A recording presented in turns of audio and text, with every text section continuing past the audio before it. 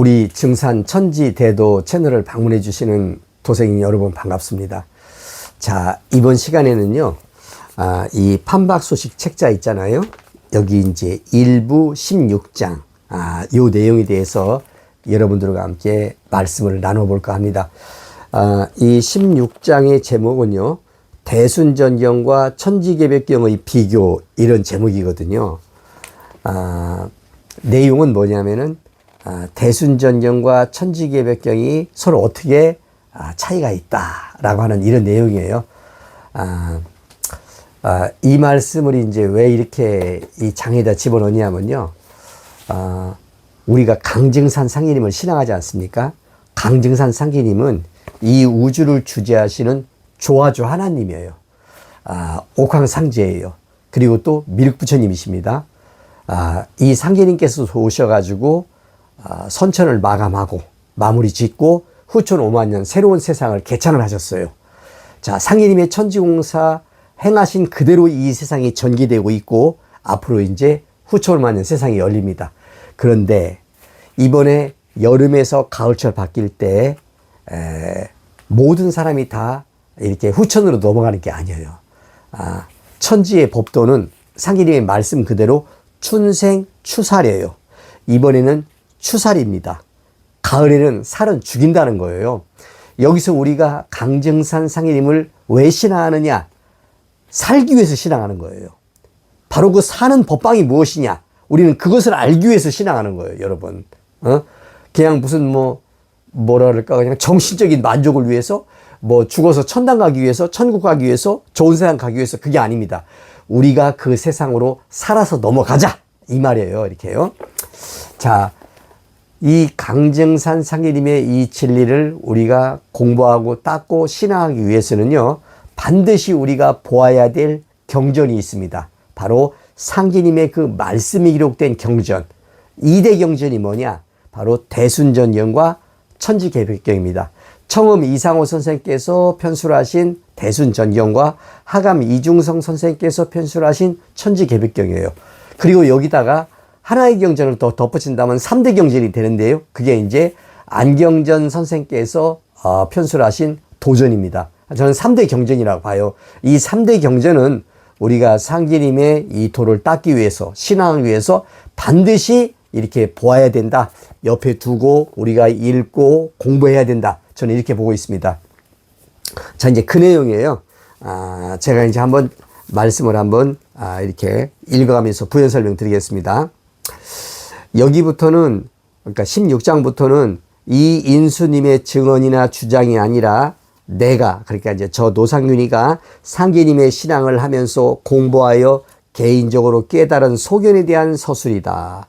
이 인수님의 주장이나 생각이 전혀 아니므로 오해 없기를 당부드린다. 이렇게 말씀을 드립니다. 자, 내가 참신앙 혁명운동을 하면서 일관되게 추구한 것이 상계님과 수보님의 원형 말씀을 찾는 것이었다. 원형 말씀이란 천지공사와 신정공사를 행하신 상계님과 수보님의 입에서 토해져 나온 본래의 그 말씀, 그 워딩을 말한다. 저는 이제 원형 말씀이라고 그랬어요. 이 원형 말씀이란 말을 쓰는 건 저였어요, 여러분. 2013년에 제가 먼저 교단에서 나와서 제가 상계님의 진리를 원점에서부터 다시 시작하자 할 때, 그러면 무엇에 내가 근거를 하고 무엇을 찾아야 되느냐? 그것은 불과 이렇게 130년, 40년 이때 생존하셨던 바로 그 상계님과 수부님, 아버지 상계님과 어머니 수부님이 천지공사와 신정공사를 행하시면서 말씀하셨던 그 말씀 있잖아요. 그분들의 입에서 터져나왔던 그 말씀, 그걸 원형 말씀이라는 거거든요. 이제 그걸 기록한 사람이 누구냐? 청음 이상호 선생과 또 이제 하감 이중성 선생님이셔요. 자, 우리는 그 말씀을 찾아야 된다. 원형 말씀을. 그런데 제가 이제 2015년에 이제 그 하감 선생님의 천지개벽경을 읽다 보니까 있잖아요. 서문에 정필 정론이라는 말씀이 나오더라고요. 하감 선생께서 정필, 바를 정자, 붓필자, 바를 정자, 이론할 때 론자, 바른 붓이라는 게 뭐예요? 그것은 바로 제가 참신앙을 이렇게 하면서 추구했던 원형 말씀과 같은 궤의 말씀이에요. 이 같은, 하감 선생님도 같은 걸 생각하셨구나. 저도 이제 그렇게, 이렇게 알게 됐습니다. 나는 상제님 신앙을 하면서 우리가 신앙의 근거로 삼아야 하는 것은 오로지 상제님과 수보님의 천지공사와 신종공사의 성언, 성적, 말씀에 이어야 한다고 생각한다. 어떤 증산교단의 교주나 지도자라 할지라도 단체를 이끌고 신도들을 교육하는 데에는 오로지 상제님과 수보님의 말씀에 근본하고 기초해야 되며, 이를 벗어나서 교주의 개인적인 사설을 말한다면, 개인적인 의견을 말한다면 그것은 더 이상 증산상제님의 도가 아니라고 생각한다. 그러니까 교주의 개인적인 사설이 뭐냐? 그것은 어떤 교주가 있잖아요. 자기 생각을 말하는 거예요. 이렇게 수행해야 된다. 수행법. 상제님과 수보님께서 말씀하신 수행법을 따라야 되는데 이렇게 그거와 관계없이 내가 어떤 수행법을 이렇게 말한다든지 또는 어떤 역사관을 말한다든지 있지 않습니까? 상제님과 수보님께서 말씀하지 않은 거 그걸 한다는 것은요, 그건 저는 잘못됐다고 보는 거예요. 예를 들어가서 천부경 같은 거예요. 제가 상제님 경전을 어디를 읽어봐도, 수보님 경전을 어디를 읽어봐도 천부경은 없어요. 그 없는 걸 가지고 왜 얘기를 해요? 물론 참고할 수는 있어요, 여러분. 그렇지만 우리가 1차적으로 근거해야 되는 것은 뭐냐면 상제님과 수보님의 말씀이다 이거예요. 말씀 중심의 신앙이다 이거예요. 자, 또 읽어보겠습니다. 증산상제님의 9년 천지공사의 성언성적을 기록한 서책으로 우리에게 익숙하게 알려진 2대 경전이 있는데, 처음 이상호 선생님의 대순전경과 하감 이중성 선생님의 천지개벽경이다. 이중성, 이상호 이 두 분은 증산상제님을 모시고 천지공사의 수종을 들었던 제자들을 직접 찾아뵙고 증언을 수집하여 경전을 편수를 하셨기에 두 경전은 후대 신앙인에게 더없이 중요하고 기본이 되는 핵심 경전이다. 이 경전은 상제님의 이 신앙인들이라면 반드시 이것을 구비해서 옆에 놓고 읽어야 되는 책입니다. 그런데 제가 상제님 신앙의 어떤 이렇게 쭉 이렇게 이제 제가 먼저 교단도 몸담아 썼고 또 나와서 다른 교단도 이렇게 봤지 않습니까? 그런데 실제로 경전 공부에 그렇게 하지를 못해요. 보면은 대부분의 여성 성도님들은 그냥 좋은 세상이 온다니까 거기서 이렇게 배웠던 기초적인 얘기만 듣고 있잖아요. 그리고 그 신앙 문화를 따라서 수행하고, 남자분들도 마찬가지예요. 대부분의 성도님들이 이 경전 공부에 이렇게 약합니다. 왜 그러냐? 이것은 원래 상제님께서는요, 대학교 도수라는 걸 이렇게 말씀하시고 그것을 또 기존 교단에서 이 대학교를 운영을 했어요. 불교도 불교 대학이 있어요. 기독교에도 성경 학교 공부가 있어요. 그러면 상제님 진리에서도요, 이 경전 공부에 대해서 이렇게 그 교단에서 시켰어야 돼요. 그런데 있었지만은 아주 미흡했다. 제가 볼 때는. 왜? 제가 먼저 교단에서 아주 훌륭한 교단이고 저는 거기서 모든 신앙의 근본을 배웠지만, 그러나 경전 공부는 좀 미흡하지 않았냐, 이렇게 생각을 합니다. 자, 제가 보겠습니다. 자, 한편 상제님의 제자들과 동시대를 살며 증언을 들었고 나름대로 신앙에 열과 성을 다하였던 김낙원 선생이 지으신 용화전경이 있다. 그러니까 제자들을 직접 만나서 서원 성적을 수집해서 기록한 경전은요, 대순전경, 천지개벽경, 그리고 용화전경이에요. 그런데 용화전경은 대순전경이나 천지개벽경과는 그 내용과 구성에 있어 다소 격이 떨어지는 면이 있으며, 김낙원 선생이 지으신 게 아니라 김낙원 선생의 제자들이 경전을 썼다는 얘기도 있어요. 제가 이제 답사하면서 들었어요. 근데 어쨌든 간에, 그렇지만 어쨌든 제자가 썼건 김낙원 선생님이 쓰셨건 간에 있지 않습니까? 1970년에 책이 나온 책이에요, 이게. 나는 용화전경 또한 사심 없이 쓰여진 아주 중요한 경전이라고 생각한다. 이렇게 쓰긴 썼지만 2대 경전에는 제가 생각하지는 않고 있어요. 김낙원 선생의 그 용화전경이 이거예요. 저는 이제 이게 1판 나오고 2판 나왔거든요. 2번까지 판본이 나왔어요. 이제 이게 첫 번째 판을 갖다가 제가 복사한 거예요. 원본하고 똑같아요. 양은 많지 않아요. 많지 않은데 여기도 중요한 내용이 들어가 있습니다. 자, 그런데 대순전경이나 천지개벽경에 못지않게 또 다른 의미 있는 경전이 바로 안경전 선생님께서 편술해 내신 도전이다. 그런데 도전은 이러한 1차 경전을 바탕으로 훗날에 쓰여진 2차 경전에 속한다.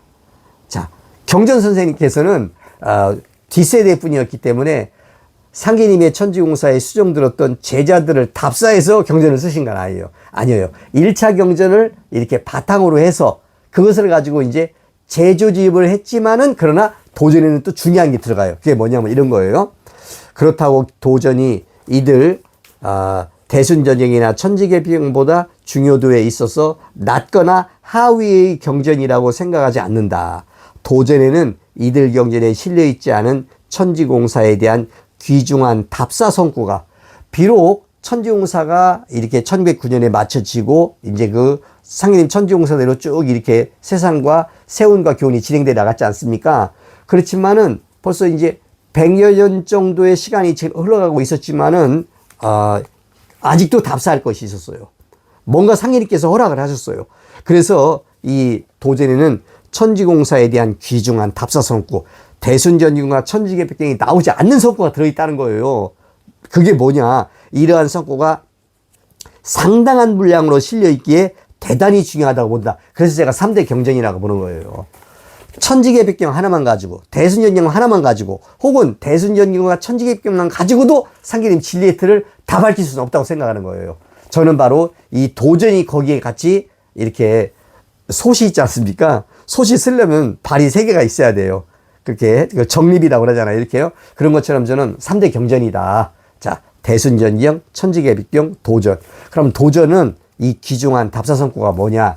첫 번째, 김호연 성도님의 증언. 이것은 대순전경과 천지개벽경이 없습니다. 김호연 성도님의 증언이 이 도전 상계님 편의 4분의 1, 25%를 차지합니다. 김호연 성도는요, 1901년부터 1909년까지 그 천지공사의 전 과정에 참여해가지고 어린 순수한 어린 소녀의 눈으로 바라본 상인님께서 허락을 하셨거든요. 그것을 그대로 증산도 도전팀에게, 그러니까 안경전 선생님에게 그것을 증언을 하셨어요. 이게 쓰여 있습니다. 그리고 또 도전에는요, 김천수 선생의 증언이 들어가 있어요. 아주 중요합니다. 그리고 이제 김상용 선생, 나승열 선생, 안정남 선생, 그리고 이제 수보님 편에 가면요, 이우인 선생의 증언이 들어가 있어요. 이 증언들은 저는 아주 중요한 증언이다. 거의 저는 이것은 100% 거의 뭐 100%란 말은 성립하지 않지만은 아주 중요하게 이렇게 이건 맞다고 봅니다. 좀 보겠습니다. 이제 먼저 대순전경부터 말씀드립니다. 대순전경은 처음 이상호 선생이 편수를 하신 것으로 일제시대 때 1929년 기사년에 초판이 나오고 1933년에 2판, 일제가 물러간 해방 이후 1947년에 3판, 그리고 1949년에 4판이 나왔는데 3판과 4판은 판가리만 했을 뿐 똑같은 내용이에요. 그리고 이제 1960년에 5판, 1965년에 6판이 나왔다. 왜 이렇게 제가 이 말씀을 드리냐면요, 이렇게 1판부터 6판까지 나가는 사이에 이 경전을 이렇게 서술하신 분은요, 청음 이상호 선생과 그 동생 남주 이정립 선생이신데, 판을 거듭하면서 새로운 성구가 증보가 되고 또 기존에 있던 성구가 빠져나가기도 하고, 그리고 그러한 가운데 성구가 변형이 됩니다.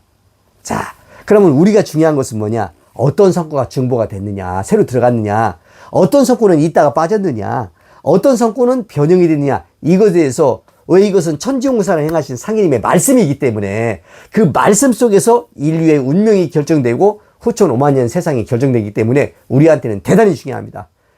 어느 것도 하나도 소홀할 수 없어요. 자, 이것입니다. 1판부터 6판까지 판을 거듭하면서 혹은 크게 혹은 적게 상계님 말씀이 증보, 가감되었는데 6판까지 발간한 뒤에 이상호, 이정립 형제분은 선언하셨다. 그러니까 1965년에 6판이 마지막 나오고요. 그 다음에 1966년 한 해 뒤에는 청음 선생께서 선언하셨고요. 그리고 이제 다시 2년 뒤 1968년에 남주 선생님께서 이제 선언하시면서 이제 그 뒤로는 이제 7, 8, 9 이것은요 다 6판하고 똑같은 거예요. 자, 그러면 여기 잠깐 말씀드려보면요, 요게 이제 대순전경 1판이에요. 초판이에요. 1929년에 나온 거예요. 이러한 모습은 지금 증산기호 본무에서 판매하는 그런 형태예요. 이렇게 이제 보면은 양은 많지 않아요.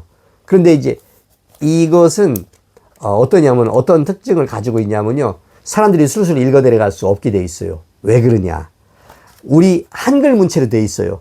근데 한글 문체로 돼 있지만 대부분의 우리나라 한글 어휘는 우리나라 그 쓰는 단어는 있지 않습니까? 한문이지 않습니까? 그러니까 한문이 너무 많아요. 그러니까 한문이 많기 때문에 한문 옆에 한글을 이렇게 달아놨으면 좋은데 안 달아놨어요. 그렇기 때문에 술술 읽어 내려갈 수는 없어요.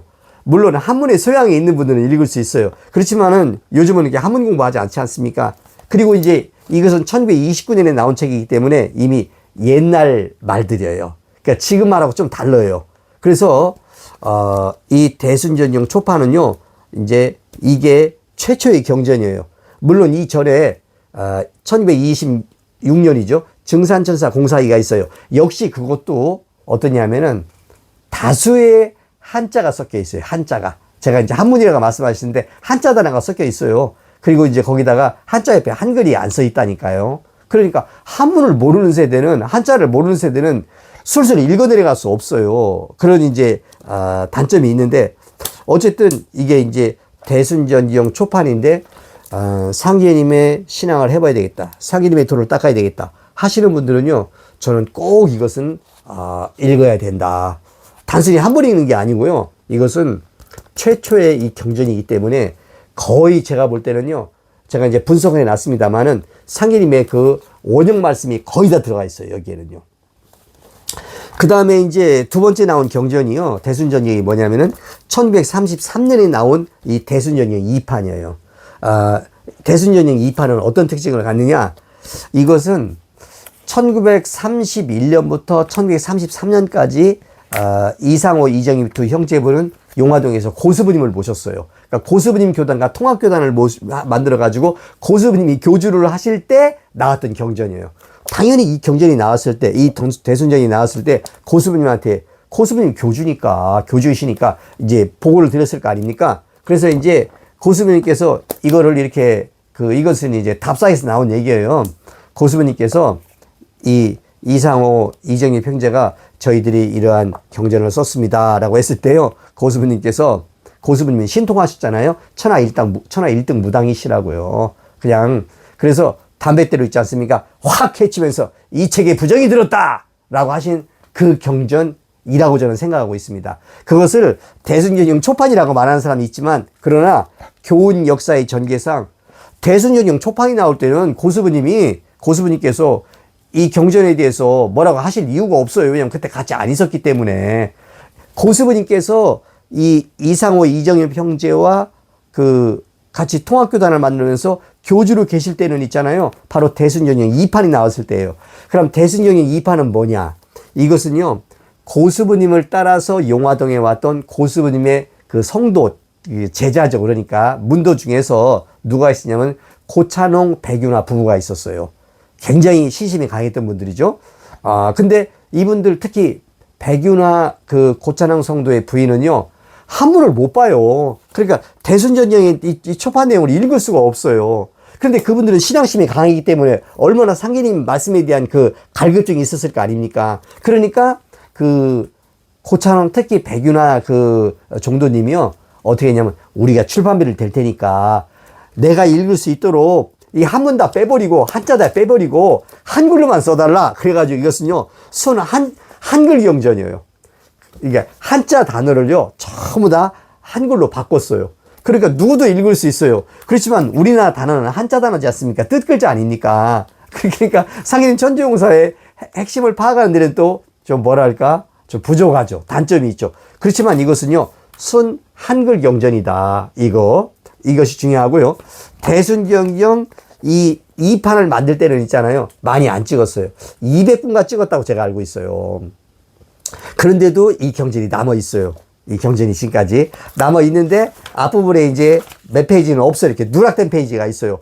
그렇지만은 이 초판에서 이 2판으로 넘어갈 때 있지 않습니까? 어떻게 되느냐? 상당한 성구가 증보가 돼요. 초판에 없던 성구가 거기에 많이 들어간다고요. 그럼 이 성구는 뭐냐?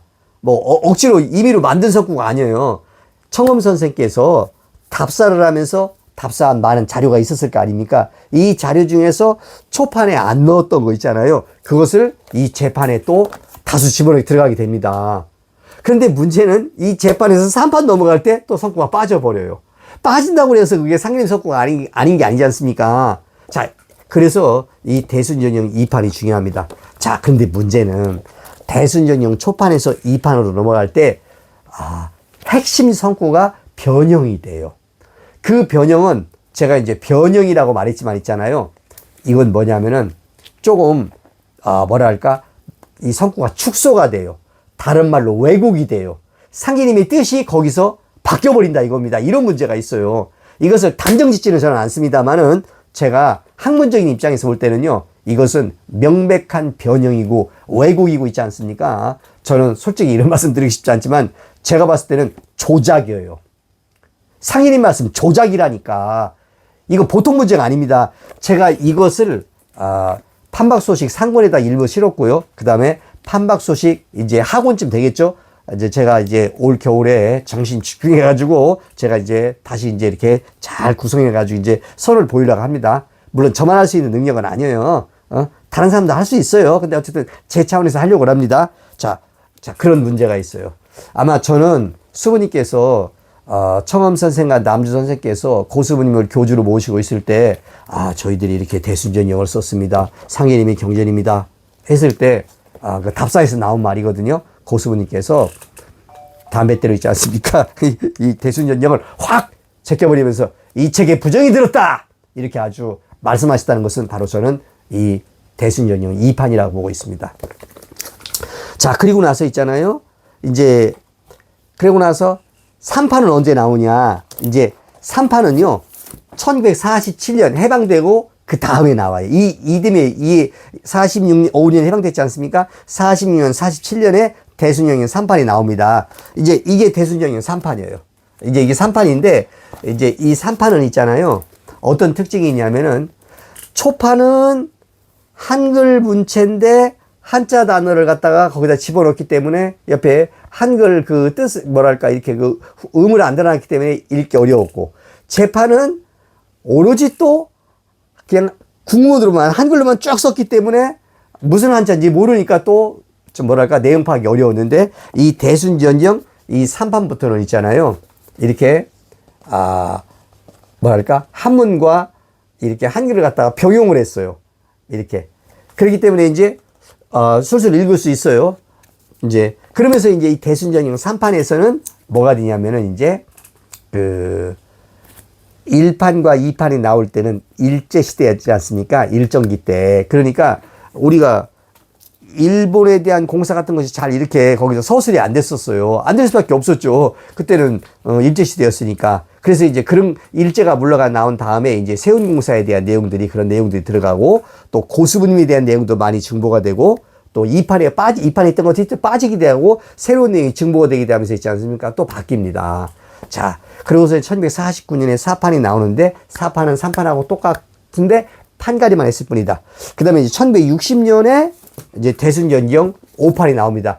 이제 5판은 석판 인쇄기를 해가지고 좀 이렇게 활자가 달라요. 그런데, 여기는 크게 이제 성과가 바뀐 건 없지만은, 그러나 여기도 중요한 성과가 또 들어갑니다. 자, 이 성과에 대해서는 제가 이제, 또, 판박소식에서 제가 이제 또 분석을 해 놨어요. 아주 중요한 성과입니다. 그리고 이제, 청엄 선생과 남주 선생께서 1965년에 그분들이 이제 선화하시기 몇 년 전에, 2, 3년 전에 있지 않습니까? 그러니까 그분들 나이가 많을 때예요. 마지막으로 그분들이 생애 마지막으로 대순전형이 6판을 만들어냅니다. 이제 6판이 이제 마지막 판본이었어요. 그 다음에 7, 8, 9, 10, 11, 12 나가는 판본은요, 똑같아요. 자, 이제 이렇게 되면서 어떤 어투도 이제 현대식 어투로 조금씩 이렇게 바뀌기 시작하고요. 또 성과가 또 이게 증보가 됩니다. 저는 이 6판에 증보되는 성과는요, 사실은, 어떤 생각하냐면, 이것은 상기님의 말씀이 맞다! 라고 이렇게, 좀 약간 퀘스천 마크를 달고 있어요. 왜? 이게 맞다면, 왜 3판에 해방되고 나서 왜 안 집어넣냐 이거예요. 저는 그 생각을 하고 있어요. 이제 그것도 제가, 분석한 책에서 이렇게 제가 이렇게 거기다가 서술을 하고 있습니다. 이제 이게 대순전형이에요. 우리가요, 이 글이라고 하는 것은 한번 찍어 나오지 않습니까? 그러면은 아주 그것은 빼도 박도 못하는 증거가 돼요. 그리고 또 5년 뒤, 10년 뒤에 또 2판, 3판이 나오면서 증거가 되지 않습니까? 그럼 내용이 바뀌어요. 그럼 거기서 왜 바뀌었냐? 어떻게 바뀌었냐? 이것을 사람들은 연구할 수밖에 없어요.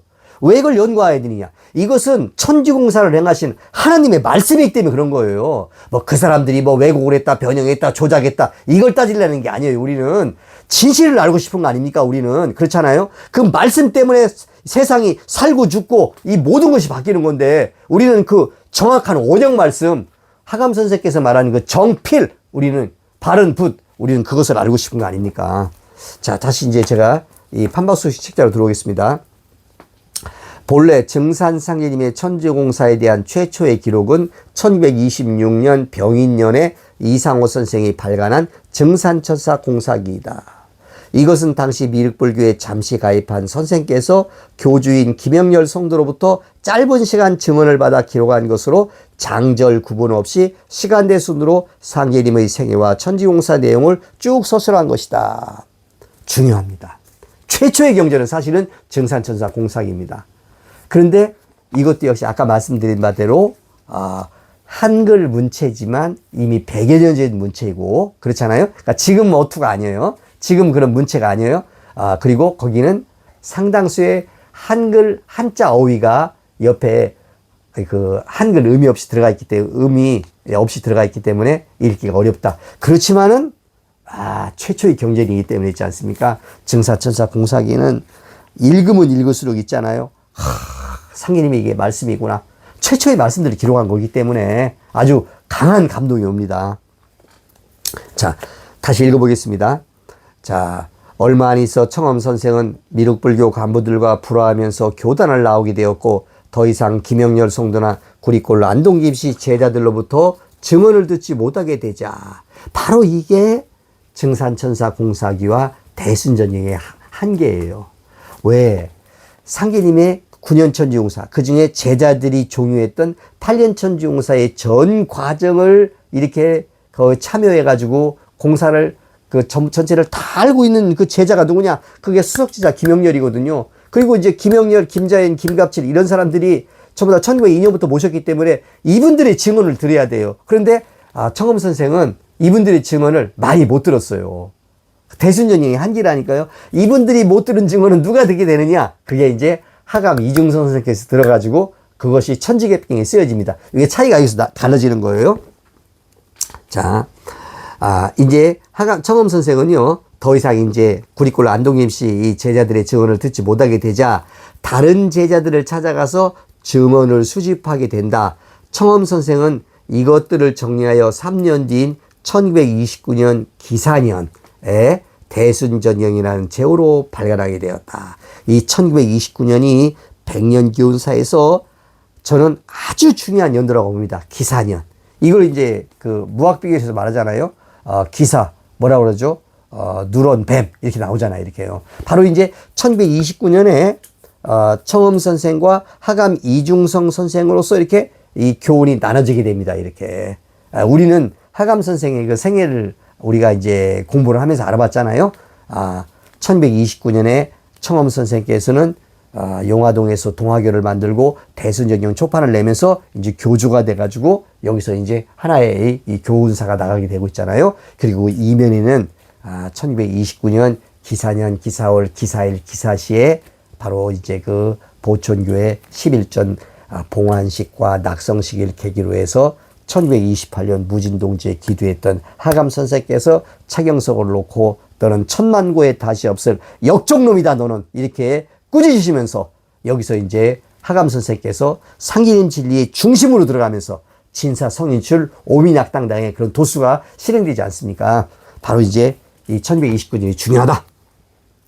자, 그런데 대순전형은 증산천사 공사기와는 다른 편집 체제를 갖추게 되는데 그것은 9년 천지공사를 시간대순, 이걸 편년체라고 합니다. 시간대순으로 서술한 것이 아니라 편찬자가 임의로 설정한 주제에 따라 기록하고 있다는 점이다. 이게 참으로 아쉬운 거예요. 원래 증산천사 공사기는 시간대순 서술이에요. 물론 장절 구분이 없었어요. 그러면 대순전형을 만들어 내실 때도 이 천지공사의 이 신축년, 이민년, 계묘, 갑진 쭉 이렇게 시간세 순으로 했다면은 얼마나 좋았겠습니까? 근데 그거를 이 증산천사 공사계에는 시간대 순으로 했다가 대순전형 초판으로 넘어가면서부터는요, 이제 주제별로 바뀌어버렸어요. 어떻게 되느냐. 자, 상해님의 탄광과 유년시대. 이때는 이제 선생이라고 그랬어요. 선생의 탄광과 유년시대. 그 다음에 유력, 성도와 기행이적, 문도의 추정과 훈회, 치병, 천지공사, 전교, 법원, 교범, 개백과 선경, 문명, 인고문명, 화천, 선생의 이표 등으로 나누어 기록한 거예요. 이러한 편집 체계를 어떤 분이 구상하셨을까? 저는 남주 선생님께서 하시지 않았을까? 이런 생각을 해봐요. 남주 선생님은 일본 동경고등 사방학교에 가가지고 공부하신 분이거든요. 그래서 이제 뭔가 이 상계님의 도를 갖다가 어떤 그 또 다른 어떤 체계 속에서 이렇게 밝혀내려고 했던 것이 아닌가 생각을 합니다. 그러니까 이러한 그 소설 방식은 편연체가 아니라 일종의 기전체 방식으로도 이렇게 말할 수 있으나, 그러나 또 역사의 기록의 기전체는 또 이런 건 아니거든요. 이렇게 정확한 대비는 아니라고 본다. 상계님의 강세 목적이 천지공사를 행하는 것이고, 천지공사를 행하시는 일련의 과정에서 제자의 추종도 있고, 제자에 대한 제자들에게 가르침을 내리기도 했으며, 치병도 법원도 교범도 있는 것일 텐데, 편찬자가 임의의 주제로 나누어서 서술함으로써 오히려 천지공사라는 전체 내용을 이게 통관해서 있지 않습니까? 그렇잖아요. 상계님 강세는 천지공사를 행하시러 오신 거 아닙니까? 이렇게 통관해서 파악하는데 어려움이 있다는 지적이 있었다. 저도 그런 그 갈급증이 있었고, 저도 이렇게 생각을 했었습니다. 자, 우리가 알고 싶은 것은 상계님께서 천지공사를 행하시는 처음부터 마지막까지, 그러니까 시종이에요. 어떠한 흐름과 과정으로 행하셨는가 하는 자연스러운 전후좌우의 상황과 내용이다. 그것을 추적하고 분석하다 보면 천지공사의 본말, 그리고 시종을 처음과 끝을 알게 되면서 천지공사의 대의가 뭐고, 천지공사의 궁극의 목표, 목적점은 어딘가 하는 것 등 천지공사의 진면목을 보다 가까이 다가설 것으로, 진면목에 보다 가까이 다가설 것으로 생각되기 때문이다. 자, 이제 바로 이 대순전형의 단점을 보완하는 경전이 뭐냐? 그게 바로 하감 이중성 선생의 천지개백경입니다. 천지개백경은요, 신축편, 이민편, 계묘편, 갑진, 을사, 병호, 정미, 무신, 기우 해가지고 시간대순으로 쫙 이렇게 서술하고 있거든요. 그렇기 때문에 이 대순전용과 천지개백경을 같이 봐야만, 서로 이제 보완의 관계죠, 이렇게요. 그러면은 상해님 천지공사가 보다 명확하게 들어와요. 그러니까 경전 공부 안 하잖아요. 그러면 그냥 덮어놓고 주문만 읽고 치상만 참석하고 있지 않습니까? 이렇게 또는 뭐 저 경전 공부에 소홀히 하잖아, 이렇게요. 그러면 상계님 천지공사 핵심을 모르게 돼 있습니다. 이렇게 아무리 청수를 많이 모시고 수도를 많이 하고 말이지, 주문을 많이 읽고 다 좋아요. 상계님 말씀 공부가 근본이라 말입니다. 이게 그 경전 공부가 중요한 거예요, 여러분. 자, 그걸 말씀드립니다. 하지만 대순전경에 대한 이러한 아쉬움에도 불구하고 증산천사 공사교와 함께 상계님의 천지공사에 관련한 최초의 경전으로서 성언 성적을 문서화함으로써 문명으로서 진법의 기초를 놓았다는 점에서 그 의의가 지대하다 할 것이다. 그러니까 대순전경을 이렇게 편술해 내신 청엄 이상호 선생, 또 같이 도와서 이렇게 그 일을 하셨던 이 경전 편찬작으로 하셨던 남주 이성님 선생님, 이런 분들은 후천엄 안에 아주 영원히 그 업적이 길어질 분들이다, 이렇게 생각을 합니다. 나는 신앙을 시작한 82년부터 대순전경을 보았다. 그때는 천지개백경 못 봤어요. 당시는 증산교의 진리라는 경전 선생님께서 쓰신 교리서가 있었습니다. 자, 이런 교리서를 보면서 또 경전은 대순전경을 사용했습니다. 이제 도전이 나온 것은 제가 도문에 82년에 입문을 했고 92년에 10년 뒤에 나왔어요. 그 전까지는요, 주로 이제 증산교의 진리, 대순전경 이렇게 봤습니다. 그런데 그 당시 내가 이제 제가 최초로 읽었던 그 대순전경 판본은요, 청엄남주 두 분이 생애 마지막으로 발간한 유판이었습니다. 그러니까 1, 2, 3, 4, 5판이 아니었어요. 6판본이었어요. 때문에 공삭이라든지 초판에서 5판까지의 대순전형은 아니다. 2013년, 그러니까 이제 계산년이에요. 옛 교단을 나온 후에야 비로소 저는 이제 모든 대순전형 판본을 비교 분석하며 보게 되었고, 또 아울러서 이제 성화진경, 그러니까 동국비서로 알려진 거잖아요. 용화전경, 속수전경, 선정원경, 또 태극도의 선도진경, 또 태극도 진경, 대순진리의 전경, 정영규 천지개벽경, 또 이제 마지막으로는 하감 이중성 선생님의 천지개벽경 등을 함께 보게 되었다. 이제 이렇게 이제 비교해서 보게 되니까요. 결국은 안목이 넓어지잖아요. 어떻게 되느냐. 이렇게 대순전경을 모든 판본을 쭉 비교해 보면서 또 다른 경전도 보면서 있지 않습니까? 대순전경의 일부 성구가 어떻게 바뀌었으며 또 도전이 각종 경전에서 성구를 취사선택, 그러니까 이제 버릴 거 버리고 취할 거 취하고 취사선택이에요. 다 집어넣은 건 아니에요. 취사선택에서 어떻게 재조립해서 성구화했는지가 눈에 들어왔다. 이걸 이제 경전 비교 분석하고 공부하다 보면 자연적으로 들어오게 돼요. 자, 그래서 이제 이 내용을요, 제가 이제 올겨울에 지금 계획상으로는 작업을 이제 마무리해서 이렇게 이제 내년 초봄쯤이나 이렇게 선을 보이려고 생각합니다. 그래서 많은 사람들한테 제가 공부하고 정리한 갖다가 이렇게 공유하려고 마음먹고 있습니다. 이제 원래 이러한 그 공부 과정은요, 제가 참 아쉬운 것은 제가 이제 먼저 교단에서 30년 몸담고 있을 때 거기는 대학교 과정이라는 게 있었어요.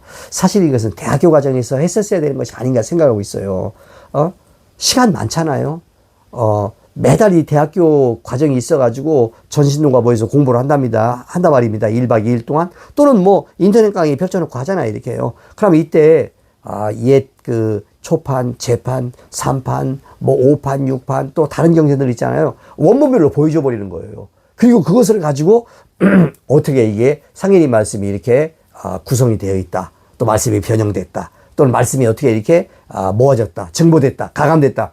얼마나 좋았습니까? 그런데 그 세월 타버리고 있지 않습니까? 결국은 나오고 나서 했지 않습니까? 이렇게. 그러면서 이제 안목이 넓어진 거거든요. 아쉬운 거예요. 먼저 교단뿐만 아니라 제가 볼 때 이제 다른 교단서도 그걸 안 했어요. 저도 이제 증산 천지대도에서는 이것을 꼭 하리라! 이렇게 마음 먹고 있어요. 그래가지고 출판서도 냈다니까요. 개별적으로 이렇게. 그래서 하는데, 지금 여러 가지 여건이 불비해서 못하고 있습니다. 다 그냥 영인에서 보여줘 버리는 거예요. 관심 있는 사람 사봐라 말이지. 직접 눈으로 확인해라 이거지. 이렇게 기록하고 있다. 이게 상인님 말씀에 원형 말씀은 이렇게 서로 이렇게 다르다 하는 거 있지 않습니까? 자, 그 다음 말씀 읽어보겠습니다. 하감 이중성 선생께서 편술하신 천지개벽경이 세상에 알려진 것은 1992년 임신년에 한문본 원본 새 책이 발간되면서부터다. 1992년이 또 중요합니다. 이 1992년 임신년에 하감 이중성 선생님의 천지개벽경이 이제 그 번역본이 아니라 한문본이잖아요. 한문에다가 한글 토시를 다른 거잖아요. 이 원본이 나왔고 또 그의 도전 초파문이 나왔어요. 그러니까 92년이 중요합니다. 자, 뭐 그런 내용이에요. 자, 여기 쭉 이제 제가 읽어보겠습니다. 자, 이 천지개벽경이 92년에 나왔는데 대순전형 초판이 나온 이후 무려 63년 만에 나온 것이다. 이제 63년 만에 이제 세운과 교훈이 많이 바뀌었다 이런 말이죠. 이렇게요. 한국의 세운을 보면 일정기 36년이 끝나고 해방과 건국 그리고 6.25 동란과 남북분단의 고착, 이승만을 시작으로 박정희, 전두환, 노태우 정부로 바뀌었다. 여기서 이제 천지개벽경에는요. 이승만에 대한 공사가 있고요.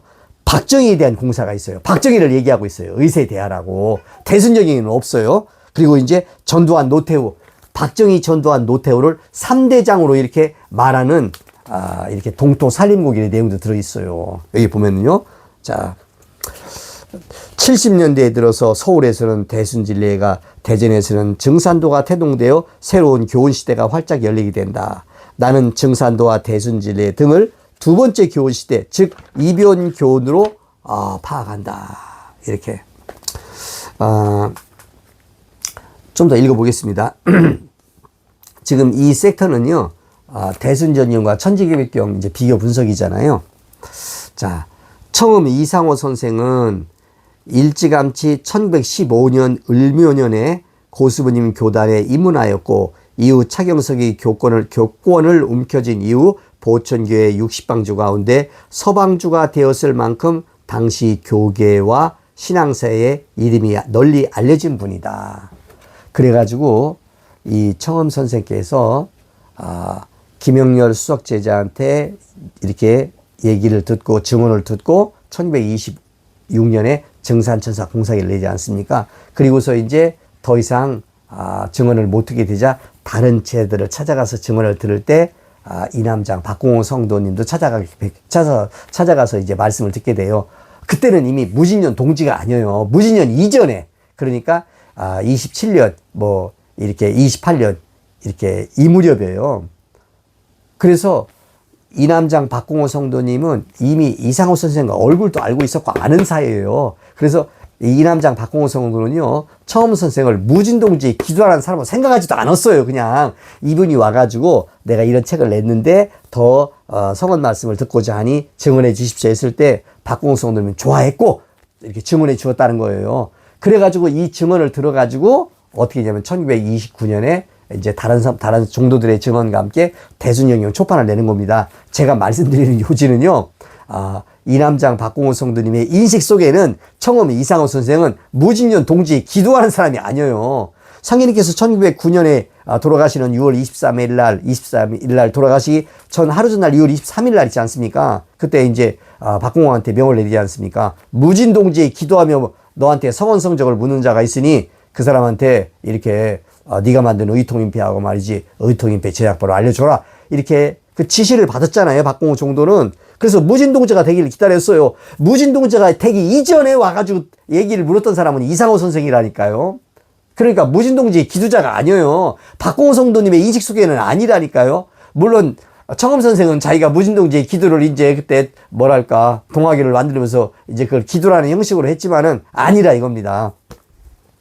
그런데 하감 이중성 선생은 성과 이름을 감추고 국내에서 비밀리에 독립자금을 걷어 상해 임시정부로 보내는 이 결사대의 결사대장으로 독립운동에 전념하시다가 1928년 무진년 동지에 비로소 이 청읍에 오지 않습니까? 그날 오셨다니까요. 도문의 얼굴과 이름을 알리며 나타나신 분이다. 바로 이중성 선생님께서 무진동지에 기도한 사람이라니까요. 그래가지고 이제 박공호 성도님도 무진동지에 누군가 나온다고 그랬는데 근데 무진동지에 뭐 어떻게 나 나왔다 해가지고 박공호 성도한테 온 건 아니지 않습니까? 그걸 박공호 성도가 인식하게 된 건 언제입니까? 무진년 지나서 기사년에 이제 그 차경석이의 배반 사건을 하감 선생께서 이렇게 통렬하게 꾸짖고 나서 있지 않습니까? 그것이 이렇게 막 소문이 퍼져나갔을 때 이제 박공호 성도님이 들었다고요. 야, 저런 일이 있었어? 저런 젊은이가 있었어? 그 젊은이 이름이 뭐야? 그 젊은이가 언제쯤 왔어? 이걸 알게 되면서 상계님 말씀하신 그 무진동지에 기도하는 사람이 바로 이중성이구나 라고 이제 생각하고 있다가 1930년 경호년 들어서 하감 선생이 박공호 성도님을 찾아오지 않습니까? 증언 말씀을 들으려고 그때 이제 박공호 성도님은 바로 이 사람이구나. 무진동지에 기도하면서 묻는다는 사람이 이 사람이구나 하는 것을 무진동지에 기도한 그 시점이 아니라 29년도 아니고 30년에 가서 알았다니까요. 알았다기보다도 그 전에 어렴풋이 알았겠지만 그때 가서 이제 확인했다 이 말입니다. 자, 청엄 선생과 하감 선생은 상계님의 천지공사에 수정들었던 제자들을 일일이 만나 천지공사에 대한 재료를 수집하였는데 이상호 선생이 1925년에 이때부터 이제 김영렬 성도님의 증언 말씀을 듣잖아요. 이때부터 시작했다고 보는 거예요. 뭐 그 전에도 일부 시작했겠지만 본격적으로 청엄 선생께서 상계님의 천지공사의 성원 성적을 수집하기 시작했던 그 연도는 언제겠냐 생각할 때는 1925년 바로 이제 을축년이에요. 그리고 이제 26년에 증산천사 공사를 선이지 않습니까? 그러니까 1925년경부터 본격적인 재료 수집을 시작하였고 이중성 선생은 5년 뒤에 1930년 경호년부터 시작했다. 그러니까 두 분은요 거의 같은 제자들, 종도들을 만났지만 5년의 시차가 있는 겁니다. 시기적으로 대략 5년의 차이가 있는데 두 분이 만난 제자들은 거의 같았다. 근데 여기서 문제가 있어요. 그러면 같은 제자를 만났기 때문에 시간차는 5년이 있지만은 같은 내용이었겠냐? 그건 아니라 이겁니다. 왜 아니냐? 우선 이 8년 천지용사의 과정을 이렇게 참관했던 김영렬 수석 종도는요, 뭐냐면 상계님께서 김영렬 성도한테 이 증언자 도수를 붙이거든요. 좌불 도수라고 그래가지고, 누가 물을 오면은 듣고 실행이 하든지 아니하든지 간에 너는 바른대로 일로 줘라. 이런 말씀 있잖아요. 이렇게요. 그래서 김영렬 수석 종도한테 먼저 왔던 사람은 처음 이상호 선생이었어요. 그런데 이상호 선생을 이제 관찰한 거죠. 증언을 일부 해줬어요. 그런데 미륵불교의 간부들과 불화하면서 떠나게 됐어요. 더 이상 못 듣게 됐다 이겁니다. 그리고 나서 김영렬 수석 종도님은 상기님의 말씀을 기억하고 있었어요. 동방치성이 인간의 몸으로 내려왔다. 너는 인연이 있으므로 만날 것이다. 이런 말씀도 있었고요. 또 형렬아, 늦게 오는 사람이 상등손님이 되노라. 그럼 먼저 오는 사람도 있다는 얘기인데 먼저 온 건 누구야? 이상호가 먼저 왔었는데 또 뒤에 누가 올려나 기다렸다 이겁니다. 그러다가 김현영 성도 마지막 돌아가시기 3년 전에 1930년에 하감 이중성 선생이 구리꼴로 김영렬 수석 종도를 찾아가거든요. 김영렬 수석 종도는 속으로 탐복을 했죠. 이 젊은이구나. 만나서 서로 대화해 보니까 아이고 이 학식도 엄청나고 말이지, 신앙심도 엄청나고 말이지, 열렬하고 말이지. 그래서 아드님의 증언에 의하면은 하감 선생을 가장 사랑하고 이쁘고 이렇게 뭐랄까 귀여워하면서 있지 않습니까? 모든 증언을 해주었던 대표적인 그 종도가 김영렬 수석 종도와 박공호 종도님이었다는 겁니다. 이렇게 그러니까 천지개백경에는요 대순전경에 나와 있지 않은 김영렬 수석 제자와 그리고 또 박공호 제자와의 증언이 줄을 이루고 있어요. 그러니까 같은 제자를 만났지만 그러나 벌써 그 증언의 내용 질이 다른 거예요. 그리고 또 이제 다른 제자들도 있잖아요. 뭐 문공신이나 김경학이나 뭐 안내성이나 이런 여러 제자가 있지 않습니까? 이런 분들한테 먼저 갔던 사람은 이상호 선생이었어요. 그리고 뒤에 간 사람은 누구예요? 처음 하감 이중선 선생이에요. 그런데 뒤에 간 사람이 뭐냐면 먼저 간 사람들한테보다는 5년 뒤에 갔지만 먼저 간 사람들한테는 학습 효과가 있어요. 맨 처음에 이런 증언을 했는데 나중에 또 누가 왔거든요. 그러니까 그 사람한테 증언할 때는 내가 옛날에 증언하지 못한 게 있었는데 또 증언해 줄 수 있다 이겁니다. 그리고 이제 하감 선생은 박공호를 누구죠? 차경석을 꾸짖었거든요. 너는 못된 놈이라고, 못된 놈이 아니라 역적놈이라고 있지 않습니까?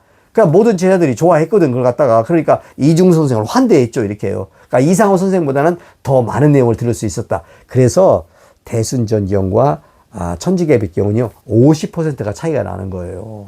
다른 내용이 들어가 있는 거예요. 하감 선생의 그 천지개백경을 분석해 보면요, 하감 선생은 이미 대순전경 초판이나 재판 같은 거 다 봤어요. 3판도 보셨다니까요.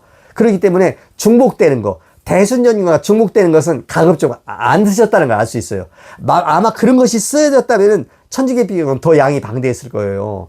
하감 선생은 그런 중복되는 내용은 빼버리고 대순전쟁에서 없는 내용들이 있잖아요. 이런 내용들을 중심으로 하면서 상인님 지리를 당신께서 정립하신 내용을 딱 집어넣으신 거예요. 그렇기 때문에 대순전경과 천지개백경은 상보되는 관계예요. 서로 보완되는 관계예요. 도전도 마찬가지예요. 그렇지만은 내가 볼 때는 천지개백경이 한 수 위라고 보는 거예요. 그런 의미에서는. 자 여기 읽어보겠습니다. 그런데 천지개백경의 내용은 대순전경과 많이 다르다는 사실이다. 같은 공사를 두고 조금씩 다르게 서술하고 있기도 하고 천지개백경에는 대순전경에 기술되지 않은 공사와 법원 말씀이 적지 않다는 점이다. 물론 대순전경에도 천지개백경에 없는 중요한 성언성적 말씀이 또 있어요. 이것도 대순전경만의 장점이에요. 이렇게요. 자, 두 경전을 비교 분석해 볼 때 대략 50% 정도는 다른 경전이라고 본다. 이렇게. 자, 여기서 이제 제가 이제 좀 보면요. 뭐냐면은, 대순전경과 천지개백경을 이렇게 우리가 서로 비교 분석할 때, 꼭 염두에 두어야 될 것이 여러 가지가 있지만 저는 두 가지라고 봐요. 하나는 뭐냐면요. 하감 선생은요, 종교단체를 이끄는 교주가 아니었다는 점이에요. 그러니까 자기를 따르는 신도가 없어요. 그렇기 때문에 하감 선생은 보다 공정하고 객관적으로 쓰지 않았을까 이렇게 생각되는 거예요. 만약에 자기를 따르는 그런 신도들이 많이 있다. 그럼 그 신도들이 원하는 건 뭐예요? 내가 따르는 이 교단의 교주가 대두목이다. 이걸 바라는 거잖아요. 상인부터 낙점받은 교단이다. 이렇게. 그렇기 때문에 그 교주님의 입장에서는 약간 그 공정성이 좀 이렇게 벗어날 수가 있어요. 하감 선생은 자신을 따르는 이렇게 신도가 없어요. 교주가 아니었다니까요. 이런 차이점이 있어요. 이것이 가장 중요한 하나의 우리가 꼭 짚어가야 될 것이고 하고 있잖아요. 그 다음에 또 뭐가 있냐면은, 제가 이렇게 썼습니다. 그런데 더욱 중요한 것은 경전 편술자의 신앙 정신이다. 이건 추상적인 얘기죠. 신앙 정신은 눈에 보이는 게 아니기 때문에. 자, 왜 이걸 말씀 제가 드렸냐. 상계님이 어떠한 분이신가를 진실로 아는 사람이라면 결코 천주용사의 그 한 단어, 한 음절이라도 성원 성정 말씀을 어떤 의도에 따라 변형하거나 왜곡할 수는 없는 것이다. 하감 선생은 이거를 어릴 때부터 경험을 했어요. 제가 지금까지 하감 선생의 일생에 대해서 쭉 이렇게 말씀드려왔지 않습니까? 하감 선생은 이제 명시적으로 2개의 사건이 있었어요. 어릴 때 물놀이 갔을 때 자기가 물에 빠져서 어떻게 곤경에 처했을 때 있지 않습니까? 그 겉을 쓴 조선시대 그 어른이 나타나서 자기를 구해줬거든요. 그때는 누군지 몰랐지. 그러다가 또 하감 선생께서 이제 10대 때 있잖아요. 이제 일본으로 유학 갔을 때 어머니가 위도가셨다고 그래가지고 얼른 와보니까 참 진짜 돌아가시려고 하고 있지 않습니까? 주위 어른들이 잉어를 갖다가 이렇게 참 잡아가지고 달에서 드시면 회생할 수 있다 해가지고 그 추운 겨울날 잉어를 잡으러 갔는데 어디서 잡아요? 다 꽁꽁 얼어붙었는데 그때 이제 또 한번 상계님께서 또 한번 현신하지 않습니까? 직접 나타나서 저기를 깨라! 이렇게 말하지 않습니까? 그때까지만 해도 하감 선생은 그분이 바로 이제 임진왜란 때 자기 이제 합천이시 6대조 할아버지라고 생각했었다 이거죠. 그런데 나중에 자기가 상계님 진리를 이렇게 알고 나서 만나고 나서 보니까 상계님이라는 걸 알게 된 거 아니에요. 그러니까 하감 선생은요, 상계님께서 나를 내려다보고 있구나. 나와 함께하고 있구나. 나의 일거수일투족을 이렇게 보고 있구나. 하감 선생은 결사대장 독립운동할 때 있지 않습니까? 무수히 많은 사선을 넘었어요. 근데 거기서 결국은 일경이 이렇게 잡히지 않고 살아 돌아왔지 않습니까? 하감 선생은 생각했을 거라 이겁니다. 상계님께서 나를 이렇게 지켜보고 있었구나. 그래서 아드님이 증언하시더라고요. 아버지는 언제 어디든지 상계님께서 나를 내려다보고 있다. 내 마음과 내 행동과 모든 것을 보고 있다. 그래서 하감 선생의 일생은 뭐냐면요. 세속말로 딴짓을 못해요. 이렇게. 우리는 신앙하면서 저 같은 경우는 그렇지 않거든요. 저는 이제 하고 싶은 대로 하잖아요. 사람들은 보통. 하감 선생은 그게 아니에요. 그래서 어디서 무슨 먹거리를 구하지 않습니까? 그러면 그걸 반드시 신단에 올려놓고 읍배를 드리고 거기다 예를 펴고 먹었다는 거예요. 자식들이 볼 때는 아버지의 저러한 신앙의 모습이 있지 않습니까? 참 그랬다는 거예요. 아들이 볼 때 아버지가 일평생. 그렇기 때문에 여기서 이제 그래서 제가 여기서 말하는 겁니다. 경전 편술자의 신앙정신. 자, 하감 선생은 상계님께서 언제 어디서나 자신의 정신과 그러니까 마음과 신법과 행동을 환히 내려다보고 있음을 자각하고 사셨다고 아드님은 증언했다. 과연 하감 선생은 경전 편찬에 있어 자신의 생각이나 의견을 단 한마 하나라도 개입시키지 않고 상계님의 말씀을 편술했다고 하감 선생 스스로도 있잖아요. 천지개평 서문에서 말씀하셨어요. 제가 이제 여기다 써놨거든요. 하감 선생이 형을 쓰신 말. 내가 어찌 감히 한마디라도 보태려마는. 한마디도 보탠 거 없다. 있는 그대로 썼다 이거죠. 물론 인간이 하는 일이기 때문에 사람이 하는 일이기 때문에 실수는 있을 수 있어요. 또 하감 선생도 말씀하셔요. 자, 생각컨대 우리 대선생이 후천의 우레 임하사 상제의 지위로 세상에 계심으로 하여 세상 사람들이 과연 만고에 듣지 못하던 바이므로 모두가 길을 잃고 헤매는지라. 서문에 이렇게 쓰셨다 이거예요. 나는 한마디도 덧붙이지 않았다. 아이고, 상제님께서 내려도 안 보고 있는데 거기다가 어떻게 바꿔요? 있을 수 없어요. 교주도 아니거든. 그러니까 있는 그대로 쓰셨어요. 그러면은 하감 선생께서는요, 왜 그럼 교주가 안 되셨냐?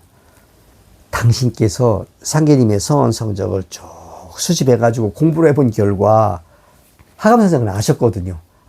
이 난법 회화 시대가 어디까지 가는구나. 이게 어떻게 이렇게 세운과 교훈이 흘러가겠구나. 아셨다니까요. 천지개벽경 읽어보면 알 수 있어요. 그러면 하감 이중 선생 당신이 점하고 있는 시간대는 언제냐? 마지막이 아니거든. 자기는 과도기 인물일 뿐이거든. 발판을 놓고 새로운 인물이 나온다는 걸 아셨거든요. 이렇게요. 그런 분이에요. 이렇게. 그래서 다시 당신은 교주도 안 됐고 단체도 안 만들었고 있지 않습니까? 그리고 박공호 성도님이 의통인패에 실무를 전해준다고 했을 때 아이고 안 받잖아요. 왜? 상인님을 의식해서도 안 받고 상인님이 허락했어야 받겠다. 또 자기가 의통인패를 쓸 사람이 아니거든. 물론 다 들어서 박공호 성도로부터 제작법을 들어서 쓰긴 썼죠. 또 본인도 알고 있었을 거예요. 그러나 안 받는다 이겁니다. 자, 이제 마지막으로 이 말씀 드리고 제가 이제 오늘 말씀 매듭짓겠습니다. 한편 이인수님의 증언에 의하면 하감 선생의 경전 편찬 방식은 여러 제자의 증언을 듣고 곧바로 경전의 말씀으로 서술하는 것이 아니라 되도록 공사에 함께 참여한 다른 제자들의 증언을 들어서 일치가 있는 말씀을 중심으로 서술하였다고 말씀하셨다. 이게 무슨 말씀입니까? 그랬더니 이 인수님이 말씀하시더라고요. 아버지께서 이렇게 말씀하셨대요. 내가 상계님을 따라 저 추종해서 천지공사에 수종 들었던 여러 제자들 가운데 가장 많이 방문하고 가장 많이 말씀을 들었던 제자가 안내성 정도였대요. 하감 선생이. 그런데 천지개벽경에는 안내성 성도의 증언 말씀이 가장 적게 들어갔대요. 왜 그러냐? 안내성 성도가 종유했던 수종 들었던 그 천지공사에 다른 제자들의 말을 들어보니까 그 말이 아니었거든. 그러니까 어떻게 해요? 안내성 성도 말만 듣고 쓸 수는 없는 거예요. 그러다 보니까 가장 많이 만났던 제자가 안내성 정도였지만 안내성 정도의 그 말 가운데 이 천지개벽경에는요 안내성 정도의 그 증언 내용이 가장 적게 들어갔다는 그런 말씀을 하시더라고요. 자, 여러분, 오늘은 이 정도로 시간을 마치고요. 또 다음 시간에 다른 주제를 가지고 찾아뵙도록 하겠습니다.